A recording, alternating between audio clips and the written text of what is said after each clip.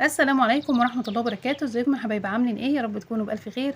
اللهم صل وسلم وبارك على سيدنا محمد. وصفتنا النهارده ان شاء الله هنعمل مع بعض بقسماط الافران بطريقة سهلة جدا وبسيطة، مقاديرنا كمان متوفرة في كل بيت. الوصفة سهلة وبسيطة ان شاء الله، اهم حاجة ما تنسوش تدعمونا بلايك وشير. ويلا بينا هنبدأ كده مع بعض وصفتنا. في البداية معايا بولة نزلت فيها بكوباية ناقصة معلقتين من المية. ضفت لهم كده ربع كوباية من الزيت، وكمان نص كوباية من السمنة. هضيف لهم كده 5 معالق كبار من السكر، وكمان معلقة كده من الخميرة الفورية. معايا كده رشة بسيطة جدا من الفانيليا، وكمان رشة من الملح. المقادير هسيبها لكم مكتوبة في صندوق الوصف.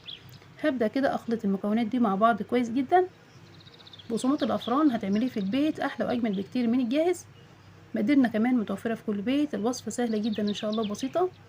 معايا كده نص كيلو من الدقيق المنخول، هضيف له كده نص معلقة صغيرة من البيكنج باودر. قلبتهم كويس جدا مع بعض، نزلت كده بالدقيق. هبدأ كده ألم العجينة كويس. واهم حاجة في العجن طبعا لازم نخدم العجينة كويس.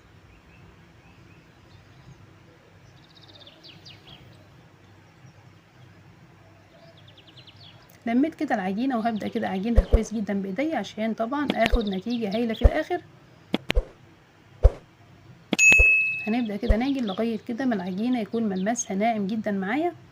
لو احتاجت مني مية هزود لها، مش محتاجة خلاص.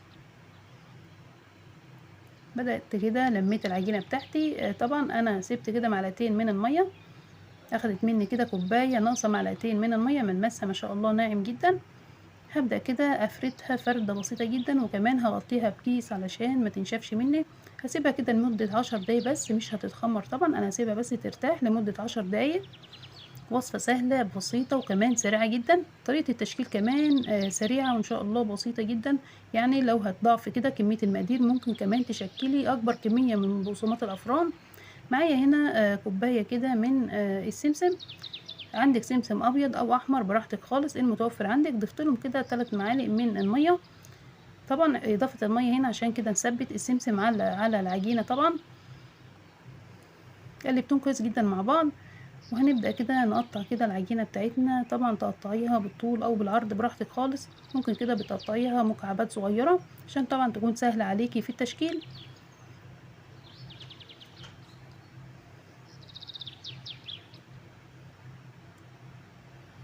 هبدا كده اقطعها مكعبات صغيره. طريقة تشكيلها سهلة جدا وبسيطة كمان. طبعا حجم البقسماطة براحتك، عايزاه كبير عايزاه صغير براحتك جدا. انا هنا طبعا عاملاه متوسط.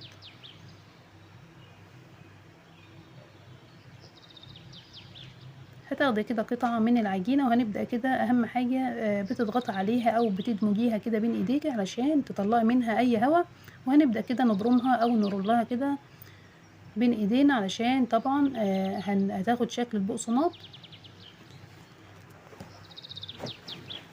بنبدأ كده نبرمها كويس جدا. اهم حاجة بترفعيها شوية علشان هتزيد لسه بعد التخمير. تبدأ كده بتلفيها كويس جدا في السمسم. وهنعملها كده على حرف تو او على حرف الاس براحتك خالص، الشكل طبعا اللي يعجبك. تبدأ كده بتضغط عليها ضغطتين، وهنبدأ كده نبرمها او نرولها كده. وصفتنا سهلة بسيطة جدا، طريقة التشكيل كمان سهلة جدا. بعد كده ما هتبرميها هتنزليها كده في السمسم. تبدأ كده بتشكليها على حرف التو او حرف الاس. وكده حرف التو هنبدأ كده، واحنا طبعا بعد التسوية بتقلبيها هتبقى معاكي حرف الاس، بيبقى شكلها جميل جدا.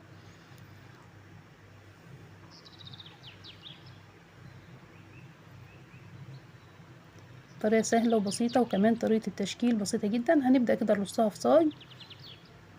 بتسيبي مسافة بسيطة جدا بين كل قطعة والتانية طبعا.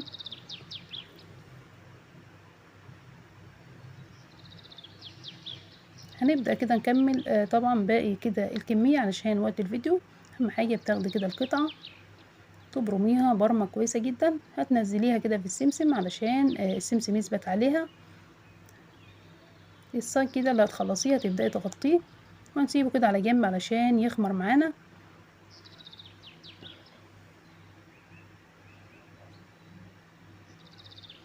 وتحاولي كده تخلي طبعا القطعية كلها زي بعض علشان التسوية تكون مظبوطة. هنبدأ كده نكمل باقي الكمية في صاج التاني. نص كيلو عمل معايا كمية كويسة جدا من بقسماط الأفران. النتيجة بتاعته مضمونة 100%. هتعمليه كده في البيت أحلى وأجمل بكتير جدا من الجاهز.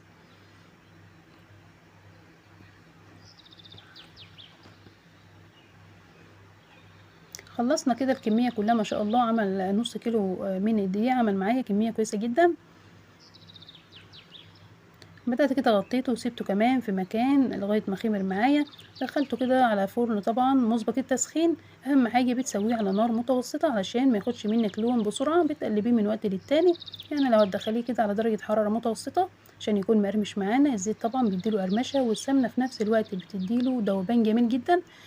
طبعا هتاكلي أحلى وأجمل بقسماط. هتعمليه كده في البيت.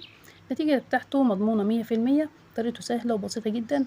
مكوناتنا كمان متوفرة كده في كل بيت. يا رب الوصفة تكون عجبتكم. أهم حاجة ما تنسوش تدعموني، وفي رعاية الله.